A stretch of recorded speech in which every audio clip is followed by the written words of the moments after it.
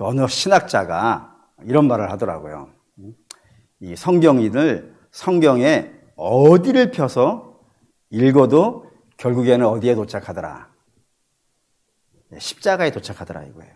어디를 읽어도. 그걸 읽고 묵상하면은 최종적인 결론으로 십자가로 연결되어지더라 라고 이야기를 한다 이겁니다. 왜 그럴까요? 기독교는 십자가의 종교이기 때문에 그렇습니다. 그래서 가장 중요한 것이 기독교에는 십자가인 것이죠. 그런데 처음부터 십자가가 그렇게 중요했는가? 그건 아닌 것 같아요.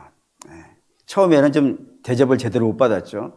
뭘 보면 알 수 있냐면 신약 성경에 가장 대표적인 사람 두 사람을 들라고 하면은 누가 좋을까요? 베드로하고 바울이 될 겁니다. 가장 대표적인 사람 두 사람은 베드로와 바울인데 이 베드로와 바울부터가 십자가에 대해서 그리 좋아하지 않았어요. 한번 볼까요? 마태복음 16장 21절에서 23절. 마태복음 16장 21절부터 23절 읽겠습니다. 이때로부터 예수 그리스도께서 자기가 예루살렘에 올라가 장로들과 대제사장들과 서기관들에게 많은 고난을 받고 죽임을 당하고 제3일에 살아나야 할 것을 제자들에게 비로소 나타내시니 베드로가 예수를 붙들고 항변하여 이르되 주여 그리 마옵소서 이 일이 결코 주께 미치지 아니하리이다. 예수께서 베드로에게 이르시되 사단아 내 뒤로 물러가라 너는 나를 넘어지게 하는 자로다. 내가 하나님의 일을 생각하지 아니하고 도리어 사람의 일을 생각하는도다. 베드로를 주께서 뭐라고 부르신 거예요? 사탄이라고 불렀단 말이에요. 근데 그게 언제?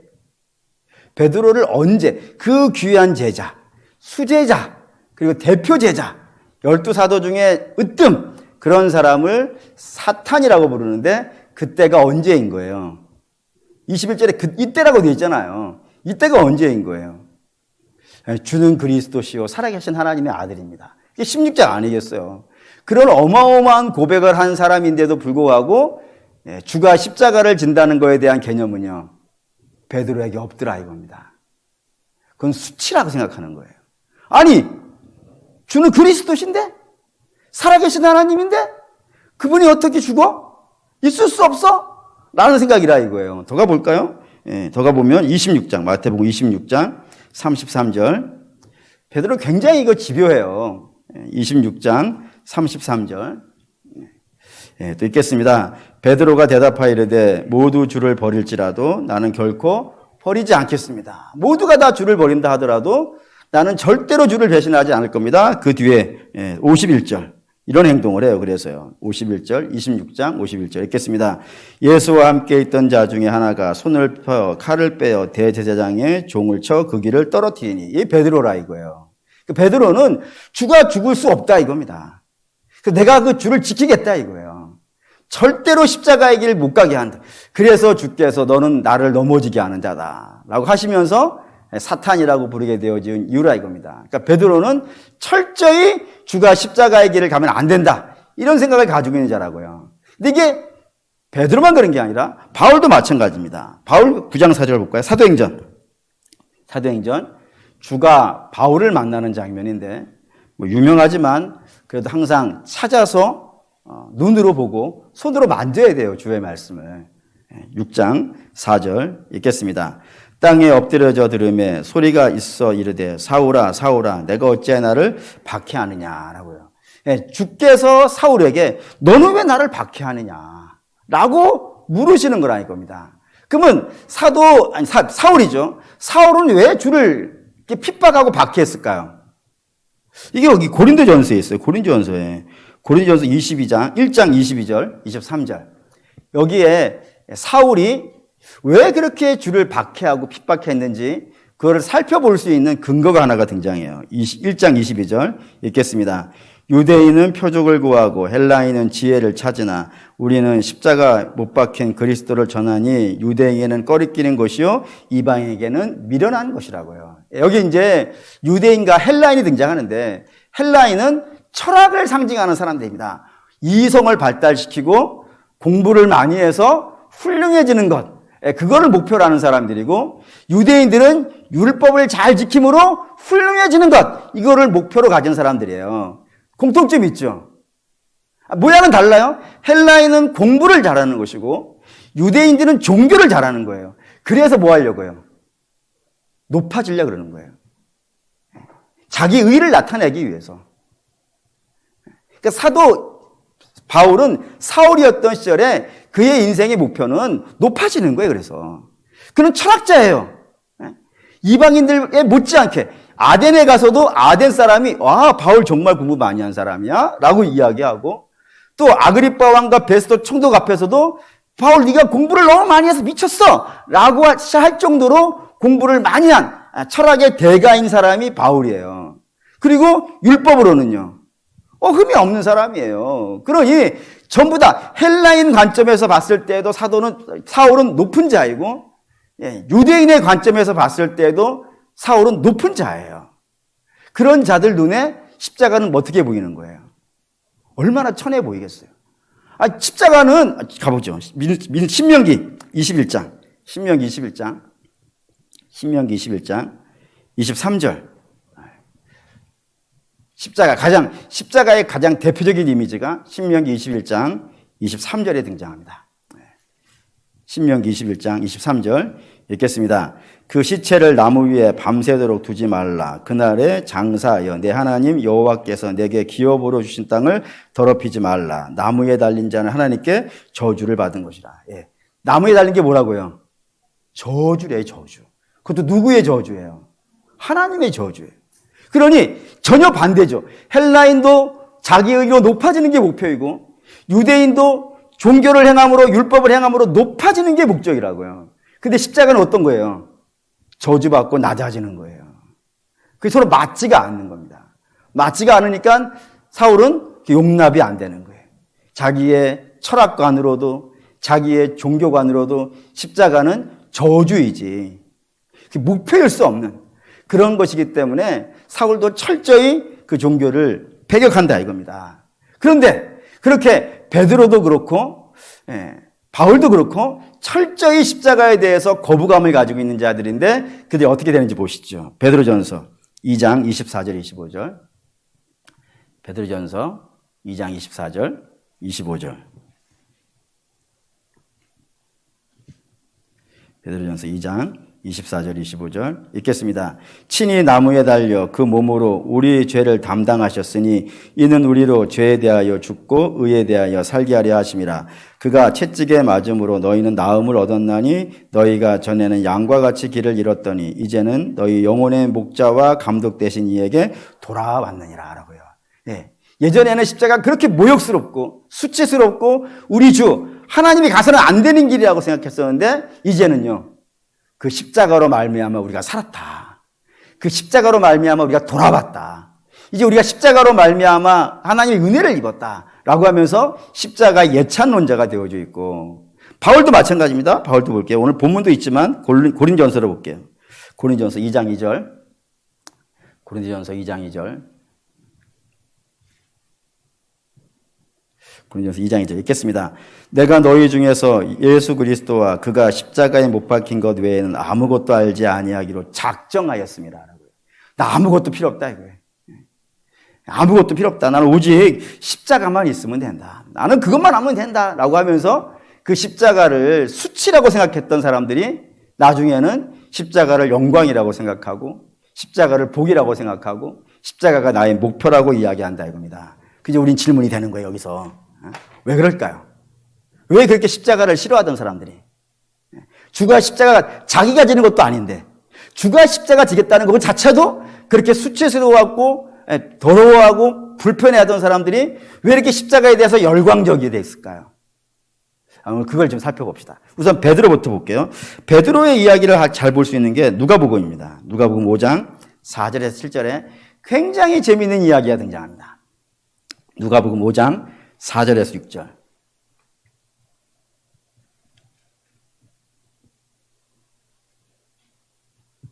여러분, 우리 교회 성도들이 전국에 있는 교회들 중에서 성경 찾는 실력이 제일 좋은 거 아시나요? 우리 전사님이 그랬어요. 엄청 빠르다고. 지금쯤 찾아야 되는데 다 찾아놓고 언제 읽나 이거 있잖아요. 수준이 높은 거예요. 5장 4절에서 6절 읽겠습니다. 말씀을 마치시고 시몬에게 이르시되 깊은 데로 가서 그물을 내려 고기를 잡으라. 시몬이 대답하여 이르되 선생님 우리들이 밤이 새도록 수고하였으되 잡은 것이 없지만은 말씀에 의지하여 내가 그물을 내리리이다 하고 그렇게 하니 고기를 잡는 것이 심이 많아 그물이 찢어지느니라. 이게 굉장히 재밌는 거예요. 이게 베드로와 예수님이 첫 번째 만나는 장면이에요. 근데 여러분 분명히 기억하셔야 되는 것, 우리 주님은 시간과 공간의 제약을 받는다 안 받는다. 네. 당신이 태어나는 날짜를 정하시는 분이시고 태어나는 곳을 정하시는 분이에요. 그러니까 베드로도 내가 이때 만나야지 라고 생각하시고 만날 수 있다 이겁니다. 근데 그분이 언제 만나기로 하셨다고요? 여기에 중요한 거예요. 그래서 그걸 베드로가 빈배가 되는 상황인데, 베드로 한번 생각해 보시죠. 여기 본문에서, 오늘 읽은 본문에서 베드로는 가진 게 있어요. 가진 게 있어요. 뭘 가진 것 같으세요? 배 있잖아. 배 그물. 지금도 배를 가진 사람은 부자예요. 배는 지게가 아니에요. 굉장히 비싼 거예요. 부자예요. 돈이 있어요. 두 번째, 경험이 많아요. 어디 가면 고기를 잡을 수 있는지, 어떻게 하면 고기를 많이 거둘 수 있는지 경험이 있어요. 세 번째, 또 뭐가 있어요? 열심히 있어요. 밤이 새도록 그물질을 할 수 있는 열심히 있어요. 이 세 가지 있으면 여러분 성공할 것 같아요? 안 할 것 같아요? 성공할 것 같지 않습니까? 돈이 있어요. 재물이 있어요. 그리고 경험도 많아요. 근데 경험만 있고 열심히 있고 땡땡이 부리는 애가 아니라 열심도 있다니까요. 밤이새 공부를 해. 여러분의 자녀가 이뻐 안 이뻐? 이게 좋지 않습니까? 근데 이거를 가지고 어떤 상태가 되더라? 빈배가 되더라 이거예요. 이게 키예요. 다시 말하면 주께서 왜 이 타이밍에 베드로를 만나기로 작정을 하셨냐면, 인생이 가진 걸 가지고는 그의 삶을 채울 수 없다 이거예요. 인생이 가지고 있는 걸 가지고, 그가 무엇을 가지고 있든지, 그가 남들이 봤을 때 육체적으로는 부러울 게 없죠. 육체적으로 이 정도 있으면은 남부럽지 않은 인생이에요. 그런데 이걸로 그의 삶을 채울 수는 없더라. 공허해질 뿐이더라. 결국에는 이 장면을 우리에게 보여주시려고 이 타이밍에 베드로를 만나실, 만선됐을 때 만났을 수도 있는 것 아니겠어요. 근데 하필이면 이 타이밍에 주가 베드로를 만나시더라 이겁니다. 사울도 볼까요? 여러분, 사울 이렇게 되어 있죠. 사울은 나면서부터 로마 시민권을 가지고 있다고 했어요. 그 사도행전 뒷장에 가면은 천부장이면 우리식으로 말하면 사단장쯤 돼요. 한 2,000명 정도가 한 개의 사단이고 별 2개 단 것이고, 뭐 구테타를 일으킨 분들이 다 별 2개 때잖아요. 사단장 때, 천부장 때란 말이에요. 굉장히 끝발 날리는 사람이에요. 그가 베드로를 만났어요. 바울을 만났어요. 바울이 그 천부장에게 나는 로마 시민권을 가지고 있는 자다라고 얘기를 한 거예요. 유대인이 이 천부장이 와가지고 물어보는 거예요. 나는 이 로마 시민권을 얻기 위해서 돈을 많이 썼다고. 돈을 많이 썼는데 당신은 봐가지고는 꼬라지로 봐서는 돈이 있을 것 같지는 않은데 어떻게 해서 로마 시민권을 얻었느냐라고 물었단 말이에요. 그때 바울이 뭐라 그러냐면 난 나면서부터라 이거예요. 왜 나면서부터라고 했을까요? 로마가 시민권을 주는데 아무에게나 주는 게 아니라고요. 돈을 많이 내든지 아니면 그 지역에서 무시할 수 없는 세력이어야 되겠대. 그래서 내가 시민권을 줘서 우리에게 좀 협조해 달라고 부탁해야 되는 사람들, 한 지역에 유지쯤 되어지는 사람들, 그런 사람들에게 시민권을 준단 말이에요. 그러니까 바울은 그런 유력 가문 출신이라고 이야기한다 이겁니다. 뿐만 아니라 그는 가말리엘의 수하라고도 얘기했어요. 가말리엘은 뭐 많이 들어보셨겠지만 우리식으로 말하면 서울대쯤 되는 사람이에요. 거기에서 유교로 말하면 공자쯤 될 것 같고, 뭐 이런, 하여튼 뭐 당대 최고의 학자예요. 그 최고의 학자 밑에서 수학을 해가지고 공부를 한 사람이고, 그리고 소년급제를 해가지고 우리식으로 말하면 검사, 종교 검사가 되어져 있는 그런 사람이기도 하고, 또한 열심도 대단해요. 열심도. 그래서 대제사장에게 얘기해서 다메섹에 있는 교회를 깨트리겠다고 친히 약 한 사람이기도 한단 말입니다. 그러니까 율법으로도 흠이 없는 자라고 히브리인 중에 히브리인이고 베냐민 지파 중에 베냐민 지파라고 하는 스스로 나름대로의 인생이 가질 수 있는, 유대 사회에서 가질 수 있는 건 몽땅 다 가진 사람. 그게 바울이에요. 사울이에요. 단 하나, 그가 빠지는 게 하나가 있다면 이것만 빠졌다고 돼 있어요. 키가 작고 얼굴이 못생겼다. 이거를 빼놓고는 몽땅 다 가진 사람이라 이겁니다. 근데 우리 살아가는 여신도 여러분, 남자가 키가 작고 얼굴이 못생겼다는 거 중요해요? 안 중요해요?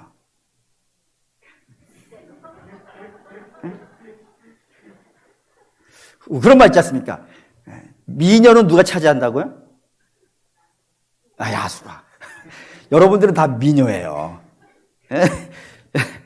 이거 하면 웃을 줄 알았는데 별로 안 웃네. 어쨌든 그게 중요한 문제 아니에요. 뭐 이왕이면 다홍치마라고 뭐 키도 크고 잘생겼으면 뭐 나쁠 거 없겠지만 그거 중요한 거 아니에요. 나머지가 몽땅 다 훌륭해요. 그런 바울이에요. 그러니 뭐 얼마나 대단하겠어요. 근데 이런 훌륭한 거를 가지고 있었으니까 그 훌륭한 것으로 인하여서 하나님께 기쁨이 돼야겠죠. 그렇지 않습니까? 일단 뭐 지가 받은 거 아니잖아요. 나면서부터 로마 시민권 가진 거는 지가 열심히 한 건 아니잖아요. 그리고 공부도 한번 좀 생각해 봅시다. 제가 공부를 저도 해봤고 제 자녀도 가르쳐 봤는데 공부는 확실히 은사예요. 이거 좁힌다고 될 문제가 아니야.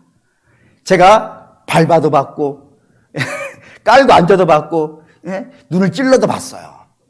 그런데 안 하네. 근데 어떤 애들 보니까 굳이 닥달 안 해도 돼. 와서 TV 좀 봐. 근데 제가 지금 TV 볼 시간이 어디 있어요? 이런 특별한 애들이 있더라니까. 그러니 공부는 은사예요. 근데 은사는 어디서 오는 거예요? 하나님 주시는 거 아니에요. 그러니까 여러분 자녀가 공부를 못한다고 그렇게 타박할 게 아니야. 그냥 나를 닮았으려니. 뭐 이러면 되지 않... 제가 그렇게 결단을 했다니까요. 나를 닮아서 못하려는 아버지. 이렇게 생각하면 되는 것이지 뭐. 어쨌든 바울이 그렇게 공부를 잘하는 건 누가 머릿속에 넣어준 게 아니란 말이에요. 부모가 막 넣어주고 옆에 있는 사람들이 막 넣어줘가지고 한 것이 아니라 그것이요. 하나님이 주신 거라 이거예요. 그가 유대인으로 태어났기 때문에 율법 지키는 거 아니겠어요? 그것도 지가 하려는 거 아니잖아요. 신앙생활 여러분도 해봤고 여러분 자녀도 시켜보고 주변에 있는 분들 다 시켜보지만 입으로 안 돼요. 입으로. 교회 나오라고 백날 얘기하죠. 우리 왜 얘기를 안 하겠어요? 왜 열심히 예배하라고 다 얘기하지. 그런데 하나님이 은혜를 베푸셔야 나오지. 그게 입으로 안 되더라 이거예요. 그러니 사울이 저렇게 열심을 낼 수 있는 건 다 하나님 주신 거 아닙니까? 근데 하나님이 주신 걸 받았으니까 그가 하나님을 기쁨이 돼야 되잖아요. 근데 그 뭐가 돼 있냐면 보시죠. 디모데전서 1장 13절. 디모데전서 1장 13절. 읽겠습니다. 내가 전에는 비방자요 박해자요 폭행자였으나 도리어 긍휼을 입은 것은 내가 믿지 아니할 때에 알지 못하고 행하였습니다. 나 뭐였다고요? 비방자고 박해자이고 폭행자라고요. 누구에 대해서요? 주에 대해서, 예수님에 대해서, 교회에 대해서요. 근데 왜 그렇게 박해자가 되었다고요? 이유가 있잖아요. 내가 알지 못한다. 신비롭죠? 그건 다 가진 것 같아요. 성경도 사도 바울만큼 많이 아는 사람이 어디 있고 공부도 그만큼 많이 한 사람이 어디 있겠어요. 그런데 육적인 실력과 영적인 실력은요. 같지 않더라 이거예요. 육적인 실력이 아무리 많이 갖춰져 있다 하더라도 영적인 실력이 되는 것은 아니더라 이겁니다. 그러니 그가 하나님을 섬긴다고 하면서 하나님 반대편에 서 있는 그런 삶이었다 이거예요. 이런 식으로 베드로도 빈배요, 사울은 박해자였다 이겁니다. 이게 이 두 사람만 그런 게 아니라 구약 전체가 다 이런 이야기예요. 뭐 한 번씩은 말씀을 드렸지만 구약 내용 정리하면 이거예요. 죄 졌어요. 죄 졌는데 저들이 하나님을 떠나서 결국에는요. 홍수 심판으로 다 죽었고 그 남은 사람들을 하나님이 다시 살려줘가지고 새롭게 시작해줬는데 결국에는요, 바벨탑 쌓고 다 흩어졌다 이거예요. 그리고 자기 나라도 없더라 이거예요. 하나님이 주신 나라잖아요. 가나안 자체를 하나님이 주신다는 것이 구약의 끝이지 않습니까? 그럼 한번 생각해 보셔야 돼요. 하나님이 저들에게 안 줘가지고 저럴까요? 안 줘가지고 유대인들이 종종 이야기하듯이 하나님이 내게 뭘 안 주셨기 때문에 우리가 신앙생활 못한다는 걸까요? 아니잖아요. 가인에게는 뭐를 주셨어요? 가인을 공격하는 자에게는 벌을 주겠다고 표를 주셨잖아요. 그 표를 가지고도 사고를 치더라 이거예요. 그리고 그의 자손들에게는 하나님께서 목축의 능력도 주셨고 음악의 예술의 능력도 주셨고 또 새와 구리를 잘 다룰 수 있는 능력도 주셨다고요. 근데 그 능력 갖고 뭐 하더라고요? 남을 공격하는 일이나 하더라고. 능력이, 실력이 남을 공격하는 것이 된다 이거예요. 아니, 원래 능력은 어디다 쓰는 거예요? 원래 내 능력은 남을 위해 쓰게 돼 있다니까. 처음부터 아담을 하나님께서 완벽하게 만드셨어요. 완벽하게 만든 아담에게 옆구리에서 뼈를 빼가지고 하와를 만드시는 거예요. 하나님이 뭘 주셨을 때는 그게 나 하나를 위해서 주시는 것이 아니라 나를 통하여서 다른 사람에게 은혜가 흘러갈 수 있게 하시려고 넘치게 하셨단 말이에요.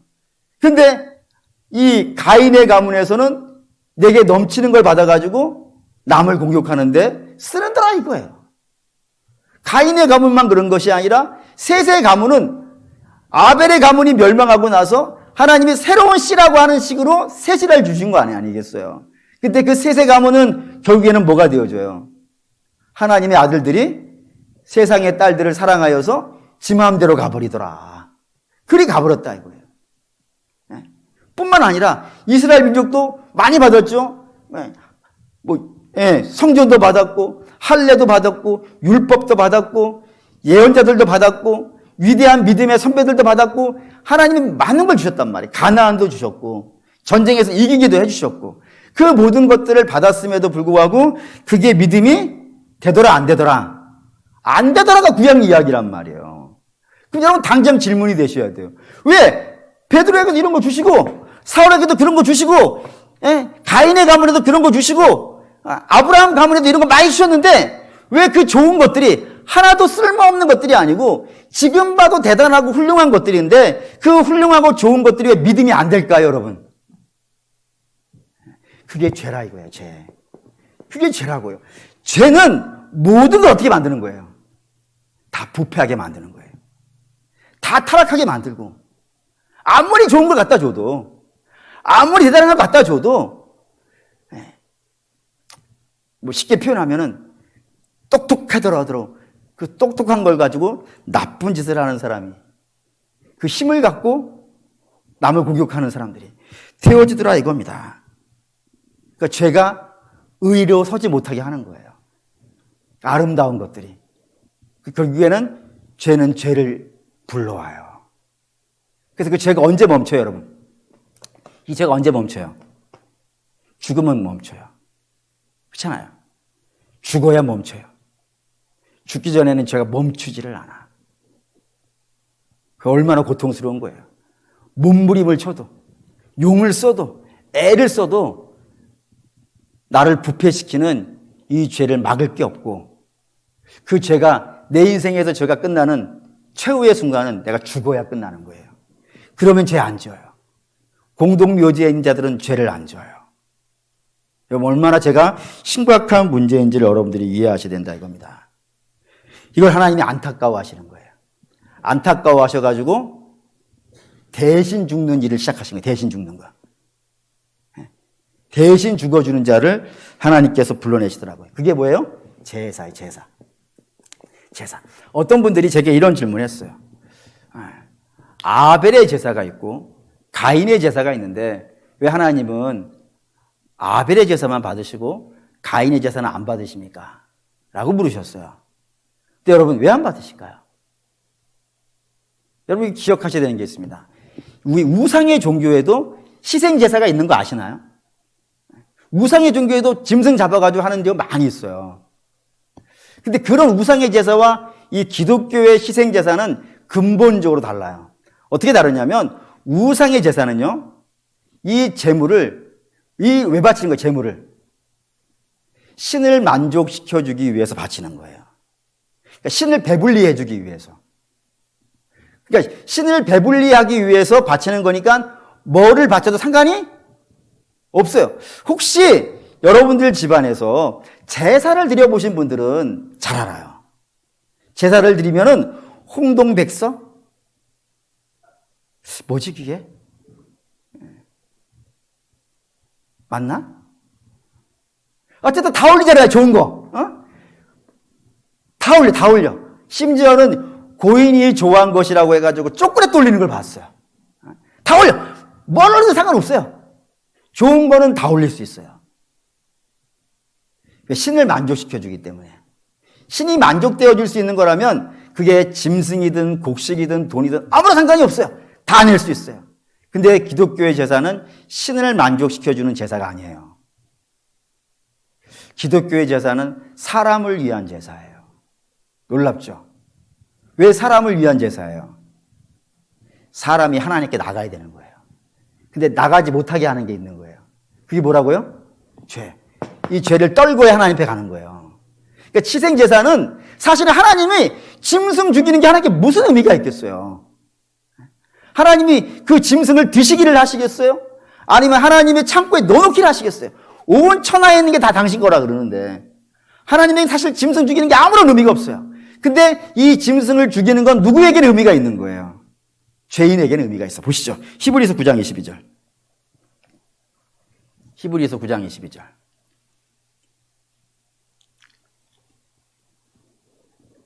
히브리서 9장 22절. 읽겠습니다. 율법을 따라 거의 모든 물건이 피로써 정결하게 되나니 피 흘림이 없은즉 사함이 없느니라. 이 피 흘림은 하나님이 제사함 받는 게 아니라고요. 우리가 제사함 받아서 우리를 위해 바치는 거예요. 우리를 위해서. 우리의 죄를 씻어서 하나님 앞으로 들어가려고 하나님 만나게 되어지는 길이 되기 때문에 바치는 거라 이겁니다. 그래서 달라요. 그래서 그 모습을 가장 잘 설명해 놓은 것이 바로 이제 출애굽이 된다 이겁니다. 출애굽, 하나님이 애굽에 10가지 재앙을 내리시는데 마지막 재앙이 뭐예요? 장자를 죽이는 거예요. 그 장자를 죽이기 위해 하나님이 죽음의 사신을 애굽 땅에 보냅니다.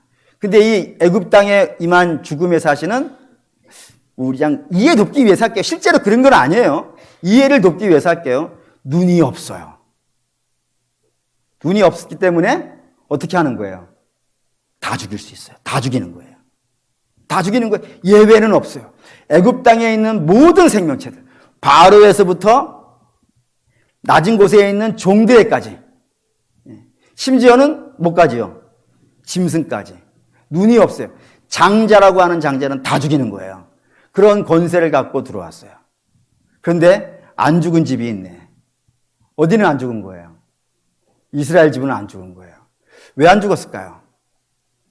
이스라엘이 에집트 사람들보다 나아서 안 죽었을까요? 실력이 있고 믿음이 충만하고 하나님의 기쁨이 되어주고 택도 없죠. 저들은 왜 안 죽은 거예요? 대신 죽어준 자가 있더라 이거예요. 대신 누가 죽은 거예요? 양이 죽었다고요. 그 양을 죽여서 그 피를 임방과 설주에 발랐다고요. 그러자 그거를 보고 죽음의 사신이 어떻게 하는 거예요? 넘어간 거예요. 그 집을 왔단 말이에요. 지금 넘어간다는 건 그 집에도 죽이려고 왔단 말이에요. 지금 왔는데 여긴 누가 대신 죽여줬단 말이에요. 죽어줬기 때문에 거기를 넘어갔다 이거예요. 넘어갔다. 그래서 6월이에요. 6월. 넘겼다 이거예요. 패스오버. 그거를 기념해가지고 이스라엘은 매번 뭐 하는 거예요? 짐승을 잡는 거예요. 매번 아침 저녁으로 짐승을 잡고 하나님께 예배를 갈 때마다 짐승을 잡고 그런 일들을 매 순간 반복한다고요. 이걸 매 순간 반복하는 이유는 뭐냐면 그게 완전한 제사가 아니기 때문에 그렇다 이겁니다. 완전한 제사가 아니라 임시의 제사이고 완전한 제사는 아직 드려질 때가 아닌 겁니다. 언제를 위해서 예비되어 있는 거예요? 완전한 제사. 보시죠. 히브리서 9장 12절에서 14절. 히브리서 9장 12절에서 14절. 읽겠습니다. 염소와 송아지의 피로 하지 아니하고 오직 자기의 피로 영원한 속죄를 이루사 단번에 성소에 들어가셨느니라. 염소와 황소의 피와 및 암송아지의 죄를 부정한 자에게 뿌려 그 육체를 정결하게 하여 거룩하게 하거든 하물며 영원하신 성령으로 말미암아 흠 없는 자기를 하나님께 드린 그리스도의 피가 어찌 너희 양심을 죽은 행실에서 깨끗하게 하고 살아계신 하나님을 섬기게 하지 못하겠느니라. 여기에서 중요한 단어, 중요한 단어. 오늘 관점에서 중요한 단어. 뭐일 것 같으세요? 영원. 아까 짐승 제사는 임시. 예수님이 드리는 제사는 영원. 단번에 영원한 제사를 드리시는 것이 십자가라 이겁니다. 그렇기 때문에 이 십자가로 말미암아서 우리는 이제 하나님 앞에 들어가는 거예요. 짐승을 잡을 필요가 없어요. 더 이상 성전에서 짐승들의 울음소리 들지 않아도 되고 짐승들의 피가 흘러가지고 그 피비린내 안 맡아도 되는 거예요. 우리는 그저 예수 그리스도의 보혈을 들고 하나님 앞에 나가는 겁니다. 그럼 어떻게 될 것 같으세요? 짐승의 그냥 제 상상이었어요. 오늘 이거는 짐승의 피를 가지고 하나님께 나가면은 하나님이 그래 왔냐? 왜 이렇게 반응했을 거라 생각했냐면 쟤는 다음에 올 때 또 갖고 들어와야 되거든. 그러니 또 왔냐? 뭐 이런 식의 느낌이었다면 아들의 피를 가지고 들어가는 주의 백성들은 어떻게 하실 것 같으세요?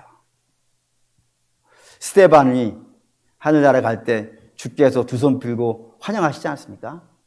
그것처럼 아버지가 둘째 아들이 왔을 때 달려나가는 것처럼 아들의 피를 갖고 나가는 자들은 하나님이 그렇게 대해주지 않겠는가 라는 생각이 여러분 들더라고요. 그게 십자가의 위력입니다. 단번에 영원히 그리고 놀라운 이런 제사가 드려지는 것이 십자가라 이겁니다. 그럼 이제 마지막 질문이 하나가 될 거예요. 그 질문이 뭐냐면 하나님 왜 그렇게 하셨을까요? 왜 아들의 피로 죄인을 씻으시고 당신 앞으로 불러들이실까요? 성경은 이걸 단 한 단어로 설명합니다. 뭐라고요? 내가 너를 사랑한다 이거예요. 내가 너를 사랑해. 왜 사랑해요? 라고 물어보는 건 참 어리석죠. 여러분들은 왜 사랑해요? 뭐 사랑하니까 사랑하지. 어떻게 설명이 안 돼? 주님께도 마찬가지일 것 같아요. 너희가 내 자녀니까 난 너희를 사랑해. 그래서 아들을 준 거라 이겁니다. 그러니 사랑하는 믿음의 성도 여러분, 우리 믿음의 선배들이 왜 십자가 하면은 그렇게 막 자기의 목숨까지도 내놓고 기뻐하고 즐거워했는지 여러분 좀 이해를 하실 수 있으면 좋겠어요. 십자가는 우리가 가진 그것이 어떤 것이든지 간에 그곳으로 할 수 없는 일을 하게 하는 힘이에요. 그게 뭐죠? 하나님 앞으로 들어갈 수 있는. 이걸로 안 된다 이거예요. 예수의 피로는 된다 이겁니다. 뿐만 아니라 십자가는 하나님께서 우리를 사랑하신다라고 하는 증명서예요. 보증서예요. 그리고 우리가 비록 못났다 하더라도 하나님 우리를 포기하지 않으신다는 약속이 십자가예요. 그러니 십자가 보고서 흥분하겠죠. 다 믿음이 시작될 때는 다 십자가 보고 흥분을 해요. 너무너무 좋아해요. 그런데 어느 순간이 되어지면은 이게 무감각해지네. 이걸 어떻게 설명하면 좋을까 생각하다가 이런 생각을 했어요. 여러분들이 결혼하실 때는 내가 저 남자하고만 살면은 소원이 없겠다고 결혼했죠. 나만 그런가? 다 그렇게 했죠? 근데 어느 순간 익숙해지는 겁니다. 익숙해지는 그 순간에, 물론 저는 아닌데, 여러분들은 그럴 수 있다 이거예요. 들어오는데 꼴보기가 싫은 거야.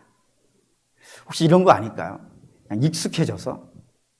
여러분, 바라고 원하는데 저와 여러분에게 십자가가 좀 익숙해지지 않았으면 좋겠어요. 늘 교회 가면 있는 거. 아니, 사랑이라는 말은 골백 번 들어도 좋다면서요. 근데 십자가가 사랑인데 왜 그거는 몇 번 보고 나면 감각이 사라질까? 너무 세서 그런가? 그러지 않았으면 좋겠어요. 그래서 저와 여러분들은 날마다 십자가를 좀 묵상하셨으면 좋겠는데 이런 찬양 있잖아요. 사랑이 언제나 넘치면 은혜로 얼굴이 환해요. 그때 그 사랑이 뭘까요? 그냥 우리가 일반적으로 사람들하고 나누는 그 사랑일까요? 저는 아니라고 생각합니다. 사랑이 언제나 넘치면 그 사랑은 십자가의 사랑일 거예요. 십자가의 사랑이 내 안에 넘치잖아요. 그러면 은혜로 얼굴이 항상 환해요. 뭐 힘들 수 있죠. 힘들 수 있어요. 그런데 십자가 때문에 웃을 수 있어요. 하나님 사랑하시는데 하나님 뜻이 있겠지. 하나님 계획이 있을 것이고 그래서 십자가가 때문에 기뻐할 겁니다. 그리고 사랑하는 믿음의 성도 여러분, 바라고 원하는데 십자가는 하나님의 사랑이고 하나님의 강력이고 하나님의 능력이에요. 익숙해지지 마세요. 익숙해지려고 하면은 회개하세요. 하나님 이거 익숙해지지 않게 해주세요.